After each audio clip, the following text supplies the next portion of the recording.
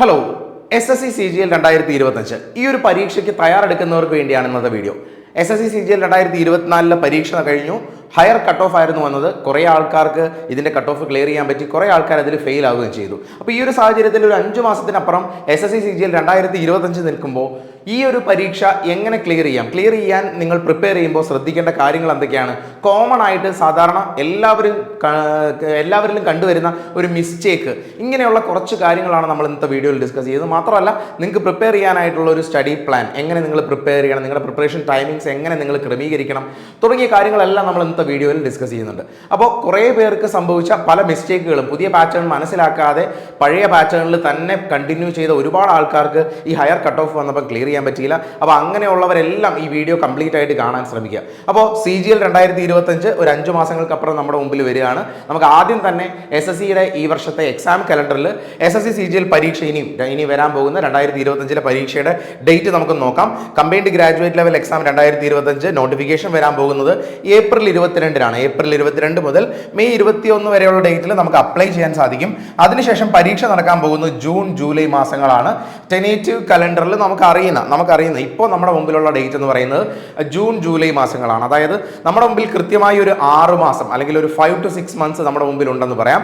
ഈ ഒരു 5 മുതൽ 6 മാസം കൊണ്ട് നമുക്ക് SSC CGL പരീക്ഷയുടെ ടയർ 1 ക്ലിയർ ചെയ്യാൻ പറ്റുമോ, അതിനുശേഷം വരുന്ന ടയർ 2 ക്ലിയർ ചെയ്യാൻ പറ്റുമോ, ഈ ഒരു കാര്യത്തിലേക്കാണ് നമ്മൾ ഇന്നത്തെ വീഡിയോയിൽ ഉറ്റുനോക്കുന്നത്. അപ്പം എങ്ങനെ പ്രിപ്പയർ ചെയ്യണം? കോമൺ ആയിട്ട് പലപ്പോഴും ഇങ്ങനെയുള്ള പരീക്ഷകൾ പഠിച്ചു തുടങ്ങി നിങ്ങളുടെ മിസ്റ്റേക്സിൽ നിന്നാണ് നിങ്ങൾ പലപ്പോഴും ചേഞ്ചായി അടുത്ത പരീക്ഷ ക്ലിയർ ചെയ്യുന്നത്. അപ്പോൾ അങ്ങനെ ഒരു മിസ്റ്റേക്കിലേക്ക് പോകാൻ ഇടവരാതെ ഇപ്പോൾ തന്നെ കുറേ കാര്യങ്ങൾ നമ്മൾ മനസ്സിലാക്കി, അല്ലെങ്കിൽ പ്രിപ്പയർ ചെയ്ത ആൾക്കാരിൽ നിന്നും, എക്സാംസ് ക്ലിയർ ചെയ്ത ആൾക്കാരിൽ നിന്നും ഇങ്ങനെയുള്ള പല സംശയങ്ങളും മനസ്സിലാക്കി നിങ്ങൾ ഇപ്പോഴേ പ്രിപ്പയർ ചെയ്ത് തുടങ്ങിയാൽ നിങ്ങൾക്ക് ഈ വർഷം തന്നെ കഴിയുന്നതും SSC CGL 2025 പരീക്ഷ ക്ലിയർ ചെയ്യാൻ സാധിക്കുന്നതാണ്. അപ്പോൾ നമ്മൾ SSC CGL 2025 എക്സാം ഡേറ്റിൻ്റെ കാര്യമാണ് പറഞ്ഞത്.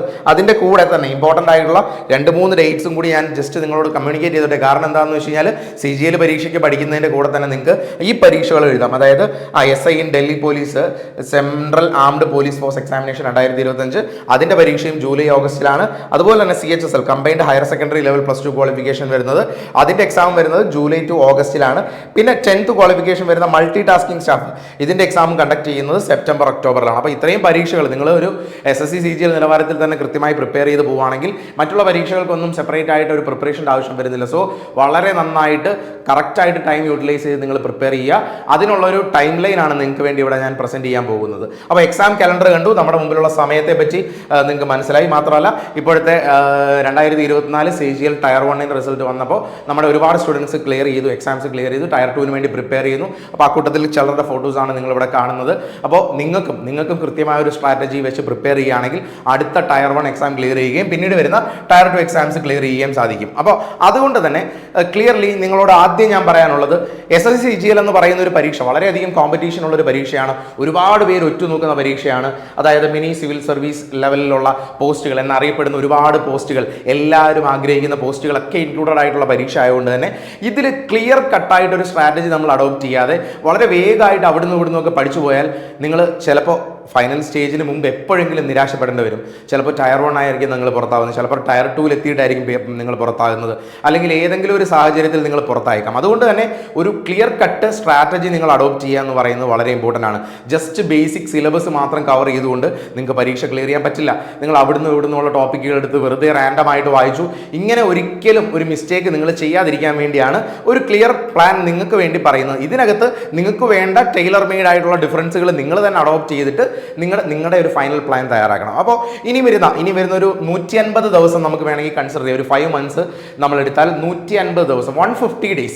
ഈ 150 ദിവസം കൺസിഡർ ചെയ്തുകൊണ്ട് വേണം നിങ്ങൾ ഈ വർഷത്തെ 2025 വരാൻ പോകുന്ന പരീക്ഷ നിങ്ങൾ പ്രിപ്പയർ ചെയ്യുന്നുണ്ടെങ്കിൽ നിങ്ങളുടെ മുമ്പിലുള്ള പ്ലാൻ ഇടാൻ. ഒരുപാട് സമയം നമ്മുടെ മുമ്പിലുള്ള സമയം എങ്ങനെ കൃത്യമായിട്ട് വിനിയോഗിക്കുന്നു എന്നനുസരിച്ചിട്ടായിരിക്കും നമ്മുടെ പരീക്ഷയിൽ നമുക്ക് സ്കോർ ചെയ്യാൻ പറ്റുന്നത്. അതുകൊണ്ട് തന്നെ ഈ 150 days നിങ്ങൾ ജസ്റ്റ് SSC CGL അല്ലെങ്കിൽ SSC പരീക്ഷയുടെ സിലബസ് കവർ ചെയ്ത ചെയ്താൽ മതിയോ എന്ന് ചോദിച്ചാൽ ഒരിക്കലുമില്ല. SSC എക്സാംസിന് നിങ്ങൾ വെറുതെ സിലബസ് മാത്രം കവർ ചെയ്താൽ ഒരു കാരണവശാലും പരീക്ഷ ക്ലിയർ ചെയ്യാൻ പറ്റില്ല. കാരണം അതിൽ ടൈം മാനേജ്മെന്റ് ഇമ്പോർട്ടൻ്റ് ആണ്, നിങ്ങൾക്ക് കിട്ടുന്ന ഏരിയാസ് ഇമ്പോർട്ടൻ്റ് ആണ്, നിങ്ങളുടെ സ്ട്രോങ് പോയിന്റുകളെല്ലാം കണ്ടുപിടിച്ച് നിങ്ങൾ അതിനെ എങ്ങനെ ടാക്കിൾ ചെയ്യുന്നു എന്നുള്ളത് വളരെ ഇമ്പോർട്ടൻ്റ് ആണ്. കാരണം അത്രയും കോമ്പറ്റീഷൻ ഉള്ളൊരു പരീക്ഷയാണ്. മിനിമം ഇത്ര മാർക്ക് മേടിച്ചാൽ നിങ്ങൾക്ക് ഇതിൻ്റെ കട്ട് ഓഫ് ക്ലിയർ ചെയ്യാമെന്നൊരിക്കലും പ്രെഡിക്റ്റ് ചെയ്യാൻ പറ്റില്ല. കാരണം ഇപ്പോഴത്തെ ഒരു 2024 പരീക്ഷ നോക്കിയാൽ തന്നെ 153 ആണ്, 153 URന്റെ കട്ട് ഓഫ് വന്നിരിക്കുന്നത്. അപ്പോൾ ഹയർ കട്ട് ഓഫ് ആണ് ഔട്ട് ഓഫ് 200 എന്ന് പറയുന്നത്. അത്യാവശ്യം 18,000 വേക്കൻസീസ് വന്നപ്പോൾ തന്നെ ഇത്രയും കട്ട് ഓഫ് വരുന്നു എന്ന് പറയുന്നത് നമുക്ക് ഒരിക്കലും അത്രയും വലിയ കട്ട് ഓഫിലേക്ക് എത്തണമെങ്കിൽ നമ്മൾ അത്രയും നന്നായിട്ട് വർക്ക് ചെയ്യണം. ഓക്കെ, അപ്പോൾ നമ്മൾ അതിനുള്ള വഴിയിലേക്കാണ് നമ്മൾ ശ്രദ്ധിക്കേണ്ടത്, നമ്മുടെ ശ്രദ്ധയെ അതിലേക്കാണ് കൊണ്ടുവരേണ്ടത്. സോ ഞാനൊന്ന് പറഞ്ഞോട്ടെ, ഇനിയുള്ള 180 അല്ലെങ്കിൽ 150 ഡേയ്സ് നമ്മൾ പ്രിപ്പറേഷൻ ചെയ്യുമ്പോൾ നമ്മൾ ശ്രദ്ധിക്കേണ്ട അല്ലെങ്കിൽ നമ്മൾ കടന്നു പോകേണ്ട വഴികളാണ് ഇവിടെ കാണിച്ചിരിക്കുന്നത്. ഒന്ന് ബേസിക്സ് നിങ്ങൾ ആദ്യം ക്ലിയർ ചെയ്യുക. ഫസ്റ്റ് സ്റ്റേജ് എന്ന് പറയുന്നത് ഇത് സിലബസ് കംപ്ലീഷനുമായിട്ട് ബന്ധപ്പെട്ടതാണ്. ഞാനിത് ഓരോ സ്റ്റെപ്പുകളിലും നിങ്ങൾക്ക് പഠിക്കാനുള്ള ഒരു പ്ലാൻ നിങ്ങൾക്ക് അടുത്ത പേജുകളിലായിട്ട് ഞാൻ പ്രസന്റ് ചെയ്യുന്നുണ്ട്. സോ അതുകൊണ്ട് മനസ്സിലാക്കിയിട്ട് വേണം നിങ്ങളുടെ പ്രിപ്പറേഷൻസിനെ നിങ്ങൾ തയ്യാറെടുക്കാനായിട്ട്. ഓക്കെ, അപ്പോൾ ആദ്യം ബേസിക്സ് മനസ്സിലാക്കുക എന്ന് പറയുന്നത് ഇമ്പോർട്ടൻ്റ് ആണ്. ഞാൻ അടുത്ത സ്ലൈഡിൽ നിങ്ങൾക്ക് വേണ്ടി ഇതിൻ്റെ ഒരു ബേസിക് സിലബസ് നിങ്ങളെ കാണിക്കുന്നതായിരിക്കും. അതായത് നമുക്കറിയാം CGL പരീക്ഷയ്ക്ക് maths, reasoning, general awareness, English ഈ 4 സബ്ജക്റ്റുകളുടെയും കംപ്ലീറ്റ് ബേസിക് ഒരു ഓവറോൾ ഐഡിയ നമ്മൾ ഉണ്ടാക്കുക എന്ന് പറയുന്നത് സ്റ്റേജ് 1 നിങ്ങൾ ഉണ്ടാക്കിയെടുക്കേണ്ട ഒരു കാര്യമാണ് സ്റ്റേജ് 1. അതുപോലെ തന്നെ അഡ്വാൻസ്ഡ് ലെവൽ ക്വസ്റ്റ്യൻ, അതിനുശേഷം ബേസിക്സ് ഉണ്ടാക്കിയതിന് ശേഷം അഡ്വാൻസ്ഡ് ലെവൽ ക്വസ്റ്റ്യൻസ് നമ്മൾ ക്ലിയർ ചെയ്യണം. അതായത് നമ്മൾ ബേസിക്സ് പഠിക്കുമ്പോൾ നമുക്ക് എല്ലാ ചോദ്യങ്ങളും ചെയ്യാൻ പറ്റണമെന്നില്ല. അത്യാവശ്യം ബേസിക് ലെവലിലുള്ള ഒരേ തരത്തിലുള്ള സ്ഥിരമായിട്ട് റിപ്പീറ്റ് ചെയ്യുന്ന കുറച്ച് ചോദ്യങ്ങളൊക്കെ നമ്മൾ ചെയ്യാവുന്നുണ്ടാവുള്ളൂ. പക്ഷേ അഡ്വാൻസ്ഡ് ലെവൽ ക്വസ്റ്റ്യൻസ്, അഡ്വാൻസ്ഡ് ലെവലിലേക്കാണ് രണ്ടാമത്തെ സ്റ്റേജിൽ പോകേണ്ടത്. അപ്പോൾ ബേസിക്സും അഡ്വാൻസ്ഡും പഠിച്ചു കഴിഞ്ഞാൽ എല്ലാം ആയോ എന്ന് ചോദിച്ചു കഴിഞ്ഞാൽ ഇല്ല, നമ്മളെല്ലാം ആയിട്ടില്ല ഒരിക്കലും. കാരണം എന്താണെന്ന് വെച്ചാൽ നമുക്ക് ഓരോരുത്തർക്കും വീക്ക് പോയിന്റുകൾ ഉണ്ടാവും. ചിലർക്ക് മാത്സിൽ ചില ഏരിയാസ് ആയിരിക്കും വീക്ക് പോയിന്റ്, ചിലർക്ക് റീസണിങ് ആയിരിക്കും വീക്ക് പോയിന്റ്, ചിലർക്ക് ഇംഗ്ലീഷിലായിരിക്കും വീക്ക് പോയിന്റ് ഉള്ളത്, ചിലർക്ക് GK-യിലായിരിക്കും. അപ്പോൾ നമ്മുടെ വീക്ക് പോയിന്റുകൾ കണ്ടുപിടിക്കുക എന്നുള്ളതാണ് ഈ ബേസിക്സും അഡ്വാൻസ്ഡും ലെവൽ ക്വസ്റ്റ്യൻസ് നമ്മൾ ചെയ്തു തുടങ്ങുന്നതിൻ്റെ കൂടെ നമ്മൾ ചെയ്യേണ്ട ഒരു മൂന്നാമത്തെ വേ അല്ലെങ്കിൽ തേർഡ് പോയിന്റ് എന്ന് നമ്മൾ പറയുന്ന വളരെ ഇമ്പോർട്ടൻ്റ് ആയിട്ടുള്ള കാര്യമാണ്. നമ്മുടെ വീക്ക് പോയിന്റുകൾ നമ്മൾ മനസ്സിലാക്കുക, എന്നിട്ട് ആ വീക്ക് പോയിന്റിനെ ഓവർകം ചെയ്യാനുള്ള മെഷേഴ്സ് എടുക്കുക. ഇതെങ്ങനെ ചെയ്യണം എന്നുള്ളത് ഞാൻ കൃത്യമായിട്ട് പറയുന്നുണ്ട്, വരുന്ന സ്റ്റേജിൽ അടുത്തൊരു സ്റ്റഡി പ്ലാനിൽ പറയുന്നുണ്ട്. അപ്പം ആദ്യം ബേസിക് ലെവൽ ക്വസ്റ്റ്യൻസ്, ബേസിക്സ് പഠിക്കുക, എല്ലാ സബ്ജക്ട്സിൻ്റെയും ബേസിക്സ് പഠിക്കുക. അതിനുശേഷം അഡ്വാൻസ്ഡ് ലെവൽ, ഇതിന് ഓരോന്നിനുള്ള വഴികൾ ഞാൻ പറഞ്ഞുതരാം. അഡ്വാൻസ്ഡ് ലെവൽ ക്വസ്റ്റ്യൻസ് ചെയ്ത് നോക്കുക. മൂന്നാമത്തത് വീക്ക് പോയിന്റ്സ്, നമ്മുടെ വീക്ക് പോയിന്റ്സ് മനസ്സിലാക്കാൻ എന്താ ചെയ്യേണ്ടത്? നമുക്ക് വീക്ക് പോയിന്റുകൾ പലതും ഉണ്ടാവും. ഏത് സബ്ജക്റ്റ് ആണ് വീക്ക് പോയിന്റ് എന്ന് മനസ്സിലാക്കാൻ വളരെ സിമ്പിളാണ്. നിങ്ങൾ പഠിച്ചു തുടങ്ങി അഡ്വാൻസ്ഡ് ലെവൽ ക്വസ്റ്റ്യൻസ് ചെയ്യുന്നതിൻ്റെ കൂടെ തന്നെ നിങ്ങൾ മോക്ക് ടെസ്റ്റുകൾ എഴുതുമ്പോൾ, നിങ്ങൾ മോക്ക് ടെസ്റ്റുകൾ എഴുതി അത് പ്രോപ്പർലി അനലൈസ് ചെയ്യുമ്പോൾ ഒരു 5 മോക്ക് ടെസ്റ്റ് അല്ലെങ്കിൽ ഒരു 10 മോക്ക് ടെസ്റ്റ് റെഗുലർ ആയിട്ട് എഴുതി അതിൻ്റെ സ്കോർ നിങ്ങൾ നോട്ട് ചെയ്ത് വെച്ചാൽ നിങ്ങൾക്ക് മനസ്സിലാവും നിങ്ങൾക്ക് സ്ഥിരമായിട്ട് സ്കോർ കിട്ടാത്ത ഏരിയ ഏതാണ്.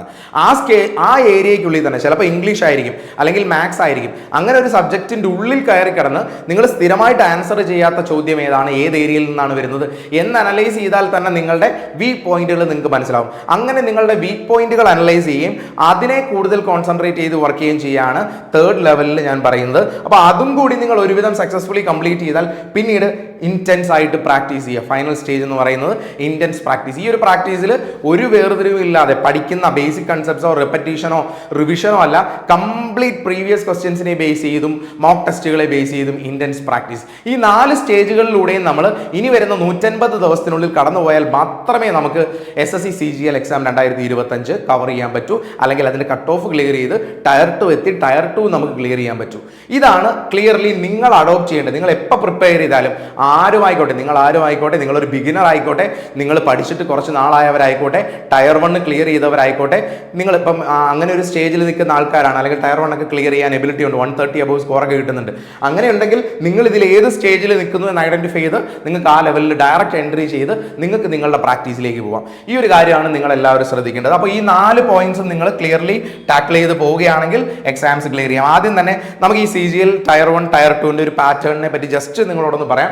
അതിനുശേഷം നമുക്ക് ഇതിൻ്റെ നമ്മൾ ശ്രദ്ധിക്കേണ്ട കാര്യങ്ങളിലേക്ക്, നമ്മുടെ സ്റ്റഡി പ്ലാനിലേക്ക് നമുക്ക് പോകാം. ഇപ്പോൾ CGL ടയർ 1ൻ്റെ പാറ്റേൺ നോക്കിയാൽ ഒന്നാമത്തെ സ്റ്റേജ് എക്സാം നമുക്ക് ജൂൺ ജൂലൈയിൽ നടക്കാൻ പോകുന്ന സ്റ്റേജ് 1 എക്സാമിൽ 100 ചോദ്യങ്ങളാണ്. നിങ്ങൾക്കറിയാം 4 സബ്ജക്റ്റുകളാണ് നമുക്കുള്ളത്. Quantity aptitude, general intelligence, general awareness, general English, 4 subjects ആണ് നമുക്കുള്ളത്. ഇതിൽ ഒരു ചോദ്യത്തിന് 2 മാർക്ക് വെച്ച് അങ്ങനെ 25 ചോദ്യങ്ങൾക്ക് 50 മാർക്ക്, അങ്ങനെ 4 സെക്ഷൻ ഉണ്ട്. ടോട്ടൽ 200 200ലാണ് നമ്മളുടെ പരീക്ഷ വരുന്നത്. 200 മാർക്കുകൾ അല്ലെങ്കിൽ 100 ചോദ്യങ്ങൾ ആൻസർ ചെയ്യാൻ നിങ്ങൾക്ക് കിട്ടുന്ന സമയം എന്ന് പറയുന്നത് 1 മണിക്കൂറാണ്, അല്ലെങ്കിൽ 60 മിനിറ്റ് ആണ്.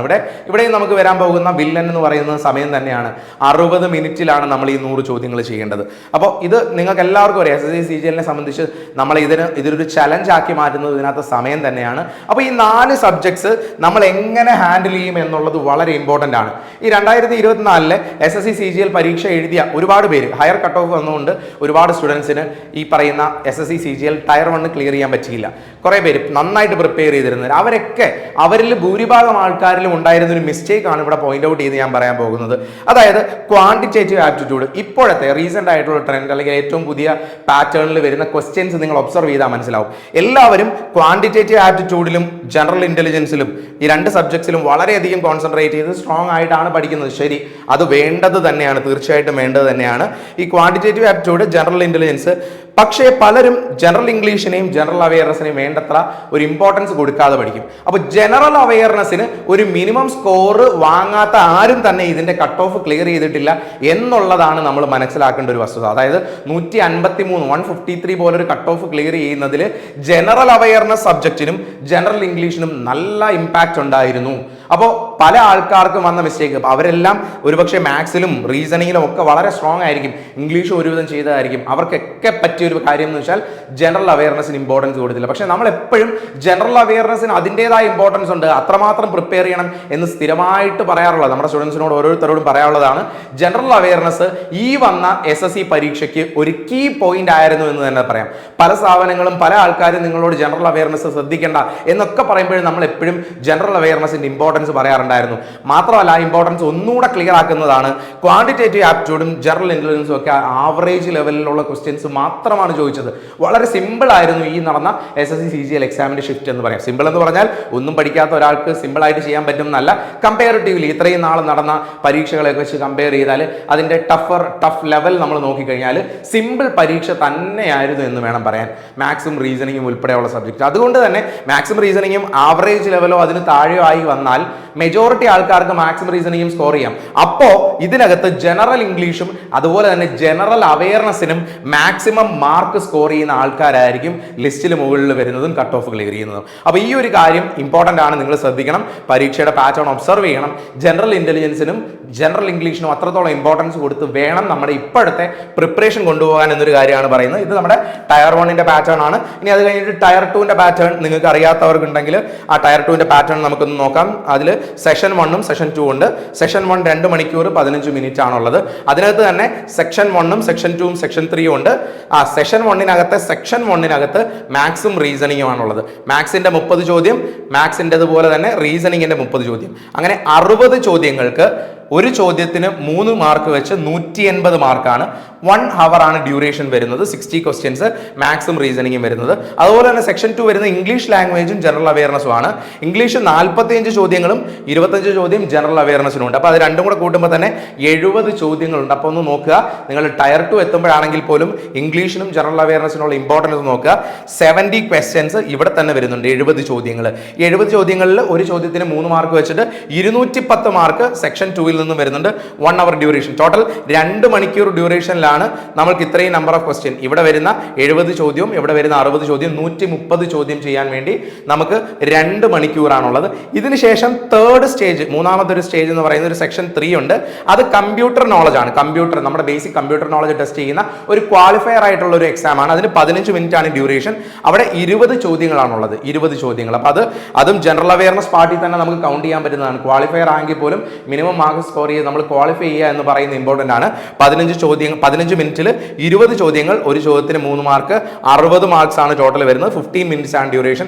ഇതുകൂടാതെ സെഷൻ 2 ഈ ഒരു സെക്ഷൻ കംപ്ലീറ്റ് ആയാൽ അടുത്ത സെക്ഷൻ 2 വരുന്നത് ഒരു കമ്പ്യൂട്ടർ സ്കിൽ ടെസ്റ്റ് ആണ്. നമ്മൾ ടൈപ്പിംഗ് സ്കില്ല് മെഷർ ചെയ്യുന്ന, അതും മിനിമം ക്വാളിഫയർ ആയിട്ട് വരുന്നതാണ്. 15 മിനിറ്റ് ആണ് നമ്മളുടെ അതിനും വരുന്ന ടൈം. അപ്പോൾ ഇതിനകത്ത് കീ ആയിട്ടുള്ള ടോപ്പിക്കുകൾ, നമ്മൾ നേരത്തെ പറഞ്ഞ 4 ടോപ്പിക്കുകളും കൂടാതെ കമ്പ്യൂട്ടർ നോളജ് ഉണ്ട്, അതുപോലെ തന്നെ നമ്മൾ ടൈപ്പിംഗ് സ്കില്ലുകൾ മെഷർ ചെയ്യുന്ന ടെസ്റ്റുകൾ, ഇത്രയും കാര്യങ്ങളാണ് സ്റ്റേജ് 2 എത്തുമ്പോൾ നമ്മൾക്ക് ഇമ്പോർട്ടൻ്റ് ആയിട്ട് വരുന്നത്. സോ ഈ 2 സ്റ്റേജുകളുമാണ് നമ്മുടെ CGL എക്സാമിനെ സംബന്ധിച്ച് ഇമ്പോർട്ടൻ്റ് ആയിട്ടുള്ള 2 സ്റ്റേജ് ഓഫ് എക്സാംസ് എന്ന് പറയുന്നത്. ഇനി പഠിക്കാൻ പ്രിപ്പയർ ചെയ്യുന്നവർ എങ്ങനെയാണ് ഇത്രയും കാര്യങ്ങൾ പഠിക്കണം? മാത്സ് പഠിക്കാനുണ്ട്, റീസൺ പഠിക്കാനുണ്ട്, GK പഠിക്കാനുണ്ട്, ഇംഗ്ലീഷ് പഠിക്കാനുണ്ട്. ഇത്രയും വൈഡ് ആയിട്ടുള്ള ടോപ്പിക്കുകൾ നമ്മുടെ മുമ്പിൽ ഇരിക്കുമ്പോൾ നമ്മൾ ഇതിനെ എങ്ങനെ അപ്രോച്ച് ചെയ്യണം, നമ്മളിങ്ങനെ എങ്ങനെ പഠിക്കണം?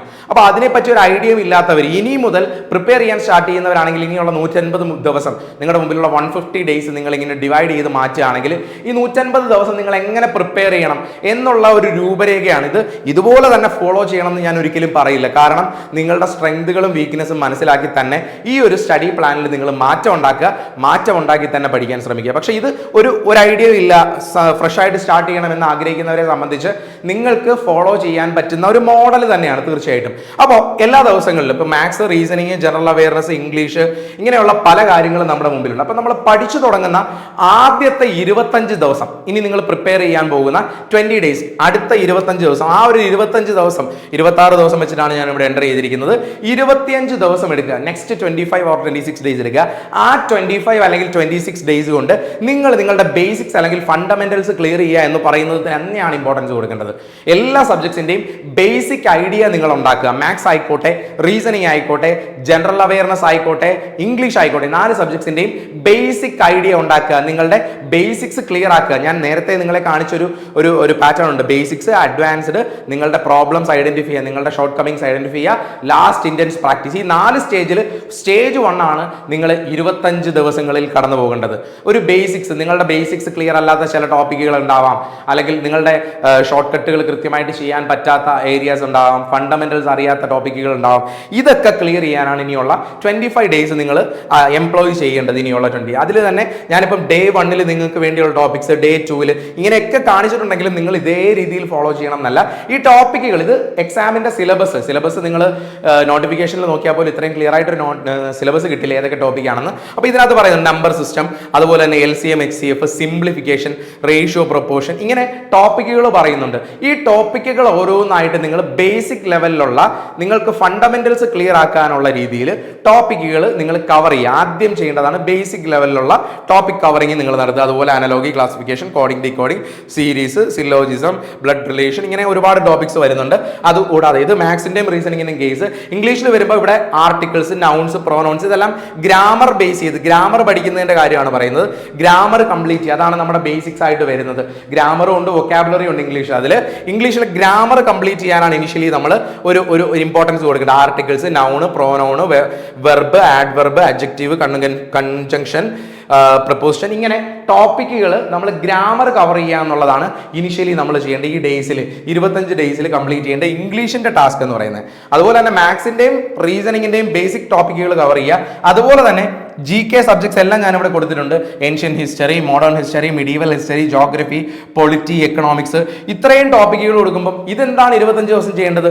ഫണ്ടമെന്റൽസ് കവർ ചെയ്യാൻ പറ്റുമോ? നമുക്ക് കംപ്ലീറ്റ് ടോപ്പിക്കുകൾ കവർ ചെയ്യാൻ പറ്റുമോ? GK വളരെ വാസ്റ്റ് ആണ്, അതുകൊണ്ട് ഒരു കാരണവശാലും നമുക്ക് ഒരുപക്ഷെ ഇത് കംപ്ലീറ്റ് ചെയ്യാൻ പറ്റിയെന്ന് വരത്തില്ല. അപ്പോൾ എന്താ ചെയ്യേണ്ടതെന്ന് വെച്ചാൽ നിങ്ങൾ ഓരോ ഡേയിലും, ഇപ്പോൾ ഏൻഷ്യന്റ് ഹിസ്റ്ററി, നിങ്ങൾ ഡേ 1 ഏൻഷ്യന്റ് ഹിസ്റ്ററി എടുത്താൽ ഏൻഷ്യന്റ് ഹിസ്റ്ററിയുടെ മാക്സിമം നിങ്ങൾക്ക് കാണാൻ പറ്റുന്ന പ്രീവിയസ് ക്വസ്റ്റ്യൻസിലൂടെ ഒന്ന് കടന്നു പോയിക്കോളുക. അതായത് ഏത് ഏരിയാസിൽ നിന്നാണ് ചോദ്യങ്ങൾ വന്നത്, എങ്ങനെയുള്ള ചോദ്യങ്ങളാണ് വരുന്നത് എന്ന് മനസ്സിലാക്കാൻ വേണ്ടി ഏൻഷ്യന്റ് ഹിസ്റ്ററിയിൽ നിന്ന് ഡേ 1 നിങ്ങൾ ഏൻഷ്യന്റ് ഹിസ്റ്ററിയുടെ പ്രീവിയസ് ക്വസ്റ്റ്യൻസ് നിങ്ങൾ നോക്കുന്നു. അതിന് ഒരുപാട് ഓപ്ഷൻസ് നിങ്ങളുടെ മുമ്പിലുണ്ട്. ഇപ്പം നിങ്ങൾക്ക് ഒരുപക്ഷെ ഫോളോ ചെയ്യാൻ പറ്റുന്നത് ടെക്സ്റ്റ് ബുക്കുകൾ, പല ടെക്സ്റ്റ് ബുക്കുകളും ഉണ്ട്. ഒരുപാട് ടെക്സ്റ്റ് ബുക്കുകൾ നിങ്ങൾ പ്രിപ്പയർ ചെയ്യുമ്പം നിങ്ങൾക്ക് റെഫർ ചെയ്യാൻ കൊള്ളാവുന്ന എന്ന് പറഞ്ഞ് നമ്മൾ സ്ഥിരമായിട്ട് പറയാറുണ്ട്. പിനാക്കിളിന്റെ ടെക്സ്റ്റ് ബുക്ക്, കിരണിന്റെ ടെക്സ്റ്റ് ബുക്ക്, ഇങ്ങനെ പല ടെക്സ്റ്റ് ബുക്സ് നിങ്ങൾക്ക് ഫോളോ ചെയ്യാം പ്രീവിയസ് ക്വസ്റ്റ്യന് വേണ്ടി നമ്മൾ പറയാറുണ്ട്. അപ്പോൾ അങ്ങനെയുള്ള ഏതൊരു ടെക്സ്റ്റ് ബുക്കും നിങ്ങൾക്ക് ഫോളോ ചെയ്യാനായിട്ട് കഴിയാം. ആ ടെക്സ്റ്റ് ബുക്കിനെ ബേസ് ചെയ്ത് ആദ്യം നിങ്ങൾ ഏൻഷ്യന്റ് ഹിസ്റ്ററി ആണെങ്കിൽ ഏൻഷ്യന്റ് ഹിസ്റ്ററിയുടെ പ്രീവിയസ് ക്വസ്റ്റ്യൻസ് നിങ്ങൾ സെപ്പറേറ്റ് ഒരു ബുക്ക് എടുക്കുക.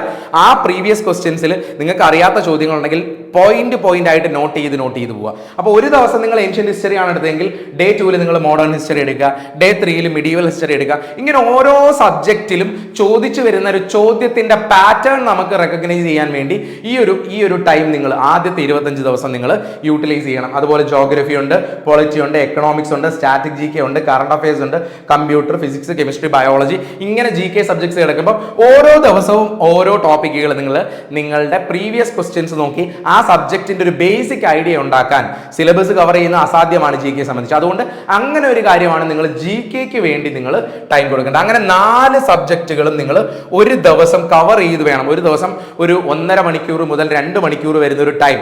ചിലർക്ക് സമയം ചിലപ്പോൾ മാത്സിന് കൂടുതൽ വേണ്ട വരും. ഇപ്പൊ 2 2 2 2 അങ്ങനെ 4 കാര്യങ്ങൾ 4 സ്പ്ലിറ്റ് ചെയ്യുക. നിങ്ങളുടെ ടൈമിനെ 4ആയിട്ട് സ്പ്ലിറ്റ് ചെയ്യുക. ഒരു 2 മണിക്കൂർ അല്ലെങ്കിൽ 1.5 മണിക്കൂർ വെച്ചിട്ട് ഒരു സബ്ജക്റ്റിന് എന്ന രീതിയിൽ നിങ്ങൾ ടൈം അങ്ങോട്ട് ഡിവൈഡ് ചെയ്ത് നിങ്ങൾ കൊടുക്കുക. അതിൽ നിങ്ങൾക്ക് വേണമെന്ന് തോന്നുന്ന ഇമ്പോർട്ടൻസ് ഒരു സബ്ജക്റ്റിന് കൂടുതൽ കൊടുക്കുക. ചില സബ്ജക്റ്റിന് 2.5 മണിക്കൂർ കൊടുത്തിട്ട് ഒരു സബ്ജക്റ്റിന് വേണമെങ്കിൽ 1 മണിക്കൂർ കൊടുക്കുക. ഇങ്ങനെയുള്ള ഒരു ചേഞ്ച് ഓവർ നിങ്ങൾക്ക് തന്നെ ചെയ്യാം. ഇങ്ങനെ 4 സബ്ജക്റ്റിലേക്കും നിങ്ങൾ കടന്നു പോവുക. ഇതിന് കൂടെ ഒരു കാര്യം കൂടി ഇനിഷ്യലി സ്റ്റാർട്ട് ചെയ്ത് പോകണം. അത് ഞാൻ എന്താ പറയുന്നതെന്ന് ശ്രദ്ധിച്ചോളാം. പ്രത്യേകിച്ചും ഈ സ്റ്റാറ്റിക് ജി കെ അതുപോലെ കറണ്ട് അഫയേഴ്സ്, ഈ 2 സബ്ജക്റ്റും അവസാനത്തെ ദിവസങ്ങളിൽ നിങ്ങൾ അവസാനമാവട്ടെ കുറച്ച് പഠിച്ചതിന് ശേഷം പ്രിപ്പയർ ചെയ്യാം, അല്ലെങ്കിൽ അവസാനം പഠിക്കാം എന്ന് വെച്ചാൽ അവസാനം നിങ്ങൾ വായിച്ചാൽ പോലും നിങ്ങളുടെ ഓർമ്മയിൽ നിൽക്കില്ല. കാരണം അത്രയും ഡിഫറൻറ്റ്, അത്രയും wide of questions, wide variety question ചോദിക്കാറുണ്ട്, അത്രയും നമ്പർ ഓഫ് ക്വസ്റ്റ്യൻ ഉണ്ട്. ഓർത്തിരിക്കാൻ, നമ്മുടെ മെമ്മറിയിൽ ഇതിനെ കൊണ്ടുവരാൻ നമുക്കൊരു ടൈം പീരീഡ് എടുക്കും. സോ ഈ പറയുന്ന static G K, current affair, ഇതിന്റെ കൂടെ വൊക്കാബുലറി, ഇംഗ്ലീഷ് വൊക്കാബുലറി, ഇവിടെ ഗ്രാമർ പഠിക്കുന്ന കാര്യമാണ് പറഞ്ഞത്, വൊക്കാബുലറി, ഈ 3 കാര്യങ്ങൾ അവസാനത്തേക്ക് മാറ്റി വെച്ചാൽ ഒരു കാരണവശാലും നിങ്ങൾ എക്സാം ക്ലിയർ ചെയ്യാൻ പോകുന്നില്ല. കാരണം അവസാനം ജസ്റ്റ് വായിക്കാം എന്ന് മാത്രമേ ഉള്ളൂ, ഓർമ്മയുണ്ടാവില്ല. ഒരു വൊക്കാബുലറി, ഒരു വേർഡ് നിങ്ങൾ പഠിച്ചു, ഇന്ന് പഠിച്ച വാക്ക് നിങ്ങൾ 60 ദിവസം അല്ലെങ്കിൽ 150 ദിവസം കഴിഞ്ഞാണ് ആദ്യമായിട്ട് കേൾക്കുന്നതെങ്കിൽ നമുക്ക് ഒരുപക്ഷെ പരീക്ഷ ക്ലിയർ ചെയ്യാൻ പറ്റണമെന്നില്ല. അതുകൊണ്ട് ഇന്ന് മുതൽ സ്റ്റാർട്ട് ചെയ്യുന്ന ഫസ്റ്റ് ഡേ മുതൽ ഈ 3 കാര്യങ്ങൾക്ക്, static G K, current affairs, അതുപോലെ തന്നെ വൊക്കാബുലറി, ഈ 3 കാര്യങ്ങൾക്കും ഇമ്പോർട്ടൻസ് കൊടുക്കുക.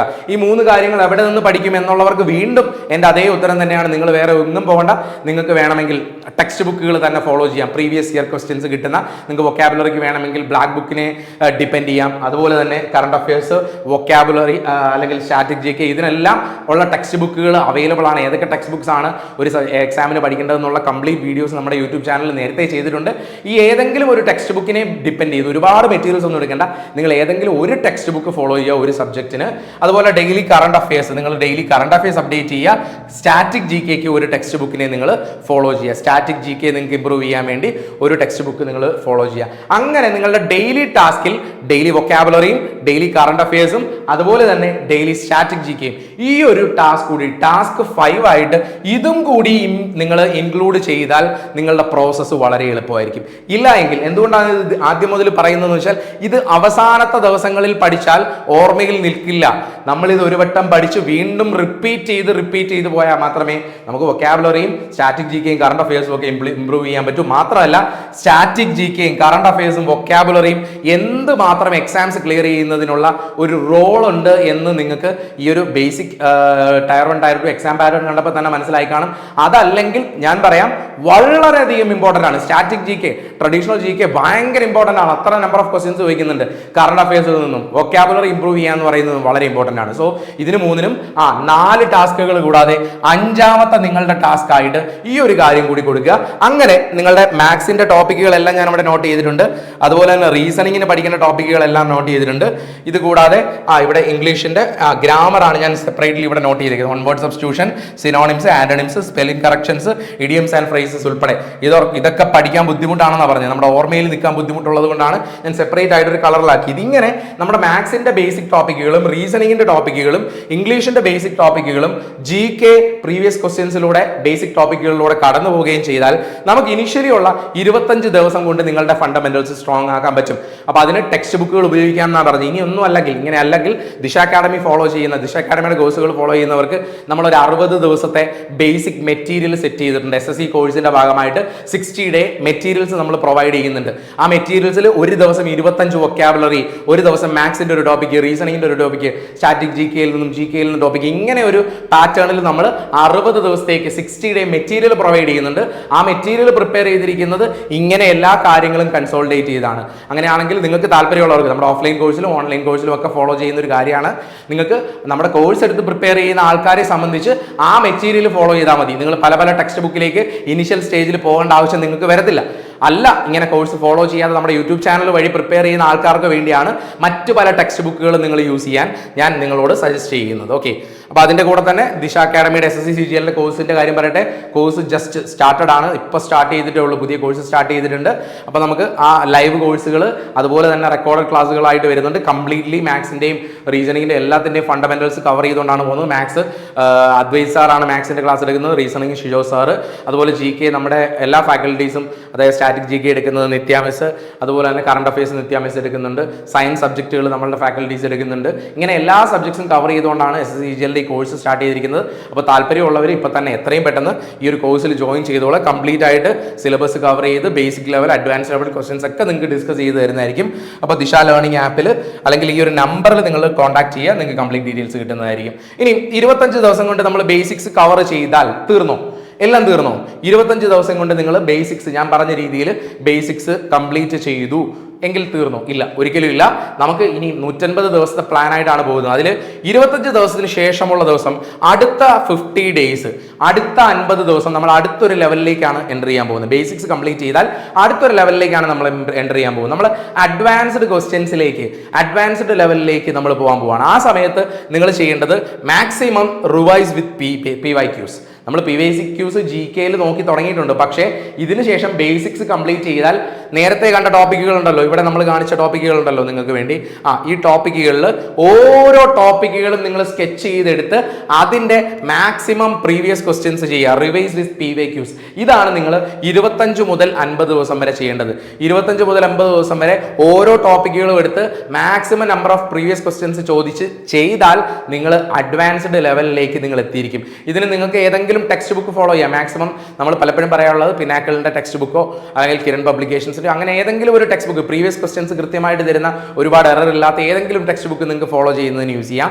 അങ്ങനെ റിവൈസ് വിത്ത് PYQs നിങ്ങൾ 25 മുതൽ 50 ദിവസം വരെ കംപ്ലീറ്റ് ചെയ്യുക. മാത്രമല്ല ഈ സമയമെങ്കിലും നിങ്ങൾ മോക്ക് എക്സാംസ് ചെയ്യാൻ സ്റ്റാർട്ട് ചെയ്യുക. മോക്ക് എക്സാംസ് ഇനിഷ്യലി നിങ്ങൾ മോക്ക് എക്സാംസ് ആദ്യത്തെ 25 ദിവസം ചെയ്യണമെന്ന് ഞാൻ പറയുന്നില്ല. 25 ദിവസത്തിന് ശേഷം നിങ്ങൾ ആഴ്ചയിൽ ഒരു മോക്ക് എക്സാംസ് വെച്ച് ചെയ്തു തുടങ്ങുക. വീക്ക്ലി 1. ഒരുപാട് ചെയ്യാൻ പറ്റാത്ത കണക്കുകളെ പറ്റി ഒന്നും ഇവിടെ പറഞ്ഞ് നിങ്ങളെ പേടിപ്പിക്കുന്നില്ല. നിങ്ങൾക്ക് കഴിയുന്ന, നിങ്ങൾക്ക് ചെയ്യാൻ പറ്റുന്ന, അക്കോമഡേറ്റ് ചെയ്യാൻ പറ്റുന്ന കാര്യങ്ങൾ തന്നെയാണ് നിങ്ങൾക്ക് പറഞ്ഞു തരുന്നത്. അതുപോലെ അപ്പോൾ റിവൈസ് വിത്ത് PYQs ചെയ്യുന്നതിൻ്റെ കൂടെ തന്നെ ഈ 50 ഡേയ്സിൽ നിങ്ങൾ ഒരു മോക്ക് ടെസ്റ്റ്, ആഴ്ചയിൽ ഒരു മോക്ക് ടെസ്റ്റ് ചെയ്യുക. അത് കൃത്യമായിട്ട് ഇവാലുവേറ്റ് ചെയ്യുക, വളരെ ഇമ്പോർട്ടൻ്റ് ആണ്. അതിനുവേണ്ടി ഒരു മോക്ക് ടെസ്റ്റ് ട്രാക്കർ ഷീറ്റും കൂടി നിങ്ങൾ കീപ്പ് ചെയ്യുക. മോക്ക് ടെസ്റ്റിന്റെ ട്രാക്കർ ഷീറ്റ്. എന്താണ് മോക്ക് ടെസ്റ്റിന്റെ ട്രാക്കർ ഷീറ്റ്? നിങ്ങൾക്ക് തന്നെ ഉണ്ടാക്കാവുന്നേ ഉള്ളൂ. മോക്ക് ടെസ്റ്റിന്റെ ട്രാക്കർ ഷീറ്റ് എടുക്കുമ്പോൾ സീരിയൽ നമ്പർ വെക്കുക, 1 2 3 4 ഇങ്ങനെ താഴോട്ട് കൊടുക്കുക. അതിനുശേഷം ടെസ്റ്റ് 1 നിങ്ങൾ എഴുതിയ ടെസ്റ്റ് എവിടത്തെയാണ്, ഏത് പ്ലാറ്റ്ഫോമിലെ ടെസ്റ്റ് ആണ് എഴുതിയതെന്ന് നിങ്ങൾക്ക് നോട്ട് ചെയ്യാൻ ഒരു സ്പേസ് വേണം, ഒരു കോളം. അതിനുശേഷം നിങ്ങൾ ഒബ്റ്റെയിൻ ചെയ്ത ടോട്ടൽ മാർക്ക് നിങ്ങൾ അതിൽ എഴുതണം. അതിനുശേഷം സബ്ജക്റ്റ് വൈസ് 4 സബ്ജക്റ്റുകൾക്കും നിങ്ങൾ സ്കോർ ചെയ്ത മാർക്ക്. ഇത്രയും കാര്യങ്ങൾ വെച്ചിട്ട് അവസാനം നിങ്ങളൊരു കമന്റ് സെക്ഷൻ, നിങ്ങളുടെ ഇവാലുവേഷൻ ഈ ഡേ 1 ഒന്നാമത്തെ മോക്ക് ടെസ്റ്റ് ചെയ്തിട്ട് നിങ്ങൾക്ക് എന്താണ് ഫീൽ ചെയ്തത്, ഈ ഒരു കാര്യം എഴുതുന്ന രീതിയിൽ നിങ്ങൾ ഉണ്ടാക്കുന്ന ഒരു ട്രാക്കർ ഷീറ്റാണ് മോക്ക് ടെസ്റ്റ് ട്രാക്കർ ഷീറ്റ് എന്ന് ഞാൻ ഉദ്ദേശിക്കുന്നത്. അപ്പോൾ അങ്ങനെ ഒരു മോക്ക് ടെസ്റ്റ് ട്രാക്കർ ഷീറ്റ് വെച്ച് പ്രോപ്പർ അനാലിസിസ് ചെയ്തുകൊണ്ട് ആഴ്ചയിൽ ഒരു മോക്ക് ടെസ്റ്റ് നിങ്ങൾ നിർബന്ധമായിട്ടും രണ്ടാമത്തെ ഈ ഒരു സാഹചര്യത്തിൽ നിങ്ങൾ സ്റ്റാർട്ട് ചെയ്യുക. അതിൻ്റെ ഇമ്പോർട്ടൻസ് ഞാൻ ഇപ്പോൾ പറയുന്നുണ്ട്, ഇനി വരുന്ന സമയത്ത് പറയുന്നുണ്ട്. അപ്പം തന്നെ ഈ ഒരു 25 ഡേയ്സ് വീണ്ടും രണ്ടാമത്തെ സ്റ്റേജ് എത്തുമ്പോൾ തന്നെ നിങ്ങളുടെ ലെവൽ ഏകദേശം നിങ്ങൾ അഡ്വാൻസ്ഡ് ലെവൽ ക്വസ്റ്റ്യൻസ് ചെയ്ത് സ്കോർ ചെയ്യുന്ന ഒരു ഏരിയയിലേക്ക് എത്തിയിരിക്കും. അപ്പോൾ ഈ 2 കാര്യങ്ങളാണ് 50 ദിവസം കൊണ്ട് നിങ്ങൾ ചെയ്യേണ്ടത്. അപ്പോൾ ഈ 50 ഡേയ്സ് ഞാൻ പറഞ്ഞ പ്ലാനിൽ പോയാൽ നിങ്ങൾ ഒരുവിധം ടോപ്പിക്കുകളെല്ലാം സ്ട്രോങ് ആയി, നിങ്ങളുടെ ഫണ്ടമെന്റൽസ് എല്ലാം സ്ട്രോങ് ആയിട്ട് നിൽക്കുകയായിരിക്കും. പിന്നീടുള്ള 51 മുതൽ 100 ദിവസം വരെ 50 ഡേയ്സ് കഴിഞ്ഞു, നിങ്ങൾ അഡ്വാൻസ്ഡ് ലെവൽ വളരെ നന്നായിട്ട് ചെയ്യാൻ തുടങ്ങും. 51 ദിവസം കഴിഞ്ഞ് ഞാൻ പറഞ്ഞ രീതിയിൽ മാക്സിമം പ്രീവിയസ് ക്വസ്റ്റ്യൻസ് ചെയ്ത് വരികയാണെങ്കിൽ നിങ്ങൾ അഡ്വാൻസ്ഡ് ലെവൽ ക്വസ്റ്റ്യൻസ് ആയിരിക്കും പിന്നീട് 51 മുതൽ 100 വരെയുള്ള ദിവസങ്ങൾ ചെയ്യുന്നത്. ഈ ഒരു ദിവസം ചെയ്യുമ്പോൾ അഡ്വാൻസ്ഡ് ലെവൽ ക്വസ്റ്റ്യൻസ് നിങ്ങൾ മാക്സിമം പ്രീവിയസ് ക്വസ്റ്റ്യൻ കണ്ടാൽ അഡ്വാൻസ്ഡ് ലെവൽ ക്വസ്റ്റ്യൻസ് ഒക്കെ നിങ്ങൾ ചെയ്ത് തുടങ്ങാൻ തുടങ്ങും. അപ്പോൾ നിങ്ങൾ ഫേസ് ചെയ്യാൻ പോകുന്ന ഒരു പ്രോബ്ലം, നിങ്ങൾ ഏതെങ്കിലും ചില ഏരിയാസിൽ, മാത്സിലെ ആയിക്കോട്ടെ, റീസണിങ്ങിലെ ആയിക്കോട്ടെ, ഇംഗ്ലീഷിലായിക്കോട്ടെ, ഏതെങ്കിലും ചില വീക്ക് പോയിന്റുകൾ നിങ്ങൾക്ക് ഉണ്ടാവും. നിങ്ങൾ ചിലപ്പോൾ സ്കോർ 100+ ഒക്കെ സ്കോർ ചെയ്ത് തുടങ്ങി കാണും. പക്ഷേ പലപ്പോഴും നമ്മൾ ഇപ്പോഴത്തെ ഒരു എക്സാം കോണ്ടെക്സ്റ്റിൽ നമ്മൾ നോക്കിയാൽ ടയർ 1 150 എബോവ് കട്ട് ഓഫ് വന്നു. അപ്പോൾ നമ്മുടെ കട്ട് ഓഫ് നമ്മൾ മിനിമം സ്കോർ ചെയ്യേണ്ടത് 150+ മാർക്ക് സ്കോർ ചെയ്യണം എന്ന രീതിയിലാണ് പ്രിപ്പറേഷൻ പോകേണ്ടത്. അപ്പോൾ തീർച്ചയായിട്ടും നിങ്ങൾ സ്കോർ ചെയ്ത് വരുമ്പം നിങ്ങൾ 100 മാർക്കായി, 120 മാർക്കായി, 120 മാർക്ക് എത്തിയിട്ട് എനിക്ക് പിന്നെ അങ്ങോട്ട് ഇമ്പ്രൂവ് ചെയ്യാൻ പറ്റുന്നില്ല. അല്ലെങ്കിൽ 130 മാർക്ക് എത്തിയിട്ട് പിന്നീട് ഒരു മാർക്ക് പോലും അല്ലെ 1-2 മാർക്ക് എനിക്ക് ഇമ്പ്രൂവ് ചെയ്യാൻ വളരെയധികം ബുദ്ധിമുട്ടുന്നു എന്ന് നിങ്ങൾ മനസ്സിലാക്കിയിട്ടുണ്ടെങ്കിൽ അവിടെയാണ് നിങ്ങളുടെ വീക്ക് പോയിന്റ്സ് നിങ്ങളെ ഹെൽപ്പ് ചെയ്യാൻ പോകുന്നത്. നിങ്ങളുടെ വീക്ക് പോയിന്റ്സ് അണ്ടർസ്റ്റാൻഡ് ചെയ്തില്ലെങ്കിൽ അവിടെ നിന്നൊരു ഇമ്പ്രൂവ്മെന്റ് നിങ്ങൾക്ക് കിട്ടില്ല. സോ നിങ്ങൾ ശ്രദ്ധിക്കേണ്ട വളരെ ഇമ്പോർട്ടൻ്റ് ആയിട്ടുള്ള ഒരു പോയിന്റ് ആണ്. നിങ്ങൾ ഇത്രയും സ്കോർ ചെയ്ത് പഠിച്ചു വരുമ്പോൾ നിങ്ങൾക്ക് സ്പെസിഫിക് ആയിട്ടുള്ള വീക്ക് പോയിന്റുകൾ നിങ്ങൾ ഐഡന്റിഫൈ ചെയ്യുക. അത് ഒരു സബ്ജക്റ്റിനുള്ളിലുള്ള ചില ഏരിയാസ് ആയിരിക്കും. ചിലപ്പോൾ ഒരു സബ്ജക്ട് മാത്സ് ആണ് എൻ്റെ വീക്ക് പോയിന്റ്, അങ്ങനെയല്ല ഈ ഒരു സിറ്റുവേഷനിൽ ഞാൻ പറയാൻ വരുന്നത്. ഇവിടെ മാത്സ് അല്ലെങ്കിൽ റീസണിങ് അല്ലെങ്കിൽ ഇംഗ്ലീഷിൽ തന്നെ ചില ഏരിയാസിലാണ് ഞാൻ ഭയങ്കരമായിട്ട് ബുദ്ധിമുട്ടുന്നത്. അത് ഐഡന്റിഫൈ ചെയ്യുക എന്നുള്ളതാണ് ഇവിടെ ഈ ഒരു സ്റ്റേജിൽ നിങ്ങൾ കണ്ടുപിടിക്കേണ്ടത്. ചിലപ്പം മാത്സിൽ ചില ടോപ്പിക്കുകൾ ചില ഏരിയാസിൽ ഞാൻ സ്റ്റക്ക് ആവുന്നു, ചെയ്യാൻ പറ്റുന്നില്ല, അല്ലെങ്കിൽ ടൈം ഒരുപാട് എന്നെ കളയുന്നു. ഇങ്ങനെ ഒരു കാര്യമായിരിക്കും നിങ്ങളുടെ വീക്ക് പോയിന്റ് ആയിട്ട് നിങ്ങൾ അണ്ടർസ്റ്റാൻഡ് ചെയ്യുന്നത്. അത് കണ്ടുപിടിക്കാനുള്ള വഴി വേറൊന്നുമല്ല, എന്താണ്? മോക്ക് ടെസ്റ്റുകൾ തന്നെയാണ്. അപ്പൊ ഈ ഒരു സിറ്റുവേഷനിൽ നിങ്ങൾ ഓൾട്ടർനേറ്റ് ഡേയ്സിൽ ഈ 51 മുതൽ 100 ദിവസം വരെയുള്ള സമയത്ത് ഒരു ദിവസം ഇടവിട്ടെങ്കിലും നിങ്ങൾ മോക്ക് ടെസ്റ്റ് എഴുതുക. ആ മോക്ക് ടെസ്റ്റ് എഴുതിയിട്ട് നിങ്ങൾക്ക് അനാലിസിസ് നടത്താം. എൻ്റെ വീക്ക് പോയിന്റ് എവിടെയാണ്, ഇതിനകത്ത് ഈ ഒരു ഏരിയ ആണ് ഞാൻ ശ്രദ്ധിക്കേണ്ടത്. അത് നെക്സ്റ്റ് ഡേയിൽ പഠിക്കുക. ഒരു ദിവസം മോക്ക് ടെസ്റ്റ് എഴുതുക, നെക്സ്റ്റ് ഡേയിൽ നിങ്ങൾ പഠിക്കേണ്ടത് ആ ഒരു വീക്ക് പോയിന്റ് ഓവർകം ചെയ്യാനാണ്. വീണ്ടും മോക്ക് ടെസ്റ്റ് എഴുതുക, എന്നിട്ട് വീണ്ടും നിങ്ങളുടെ ഒരു ഷോർട്ട് കമ്മിങ് എന്താണെന്ന് കണ്ടുപിടിക്കുക, വീണ്ടും മോക്ക് ടെസ്റ്റ് എഴുതുക. അങ്ങനെ 51 to 100 ഡേയ്സിൽ നിങ്ങൾ നിങ്ങളുടെ വീക്ക് പോയിന്റ്സ് കറക്റ്റ് ചെയ്യുകയും അഡ്വാൻസ്ഡ് ലെവൽ ക്വസ്റ്റ്യൻസ് ചെയ്യുകയും ചെയ്യുന്ന രീതിയിൽ വർക്ക് ചെയ്യുക. അപ്പോൾ ഈ ഒരു 100 ഡേയ്സ് ഞാൻ പറഞ്ഞ ഇങ്ങനെ ഒരു മാതൃകയിൽ നിങ്ങൾക്ക് ഫോളോ ചെയ്യാൻ പറ്റുമെങ്കിൽ നിങ്ങൾ നല്ല രീതിയിൽ സ്ട്രോങ്ങർ ആയിട്ടുള്ള ഒരു ബേസ് ഉണ്ടാക്കി നല്ല രീതിയിൽ വർക്ക് ചെയ്ത് പോകുന്നു എന്ന രീതിയിലായിരിക്കും വരുന്നത്. ഇനിയും ലാസ്റ്റ് ഇനിയുള്ള അവസാനത്തെ 100 മുതൽ 150 ദിവസം വരെ അവിടെ വേറെ ഒരു ഷോർട്ട് കട്ടുകളും ഇനി നിങ്ങളുടെ മുമ്പിലില്ല. നിങ്ങളുടെ വീക്ക് പോയിന്റ്സിനെ കറക്റ്റ് ചെയ്തു, അഡ്വാൻസ് ലെവൽ ക്വസ്റ്റ്യൻസ് ചെയ്യുന്നു. പിന്നീട് എക്സ്ട്രീം പ്രാക്ടീസ് മാത്രമാണ് നിങ്ങൾക്ക് ഹെൽപ്പ് ചെയ്യേണ്ടത്. അതിനകത്ത് വേറെ ഒരു ഷോർട്ട് കട്ട്സും ഇല്ല. നിങ്ങൾ ആദ്യം മുതൽ എല്ലാ ടോപ്പിക്കുകളും നിങ്ങളുടെ ബുദ്ധിമുട്ടുള്ള ടോപ്പിക്കുകളെല്ലാം സെക്ഷണൽ ടെസ്റ്റ് ചെയ്യുക, ഡെയിലി മോക്ക് ടെസ്റ്റ് ചെയ്യുക വിത്ത് പ്രോപ്പർ അനാലിസിസ്. ഈ രണ്ട് കാര്യങ്ങൾക്ക് തന്നെ ഇമ്പോർട്ടൻസ് കൊടുക്കുക. Daily mock test, proper analysis, sectional test. എന്നിട്ട് നിങ്ങൾ അതിന്റെ ഇവാലുവേഷനെ ബേസ് ചെയ്ത് മാത്രം പഠിക്കുക. Last final stage. ഈ 3 സ്റ്റേജുകളിലൂടെ നിങ്ങൾക്ക് കടന്നു പോവുകയാണെങ്കിൽ SSC CGL 2025 നിങ്ങൾക്ക് ക്ലിയർ ചെയ്യാം. ഇപ്പോഴും ഇങ്ങനെ ഒരു പ്ലാൻ നിങ്ങളുടെ മുമ്പിൽ പ്രസന്റ് ചെയ്തു, ശരി, നല്ല പ്ലാൻ ആയിരുന്നു, അല്ലെങ്കിൽ അത് വളരെ കൃത്യമായിട്ട് വർക്ക് ചെയ്യുമെന്ന് എനിക്ക് ഉറപ്പ് പറയാം.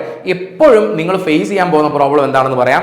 നിങ്ങൾ പലപ്പോഴും ഇതിന് പ്രിപ്പയർ ചെയ്യുമ്പോൾ, ഇന്ന് പ്രിപ്പയർ ചെയ്ത് സ്റ്റാർട്ട് ചെയ്യുന്ന സമയത്ത് നിങ്ങൾ റിയലി മോട്ടിവേറ്റഡ് ആയിരിക്കും.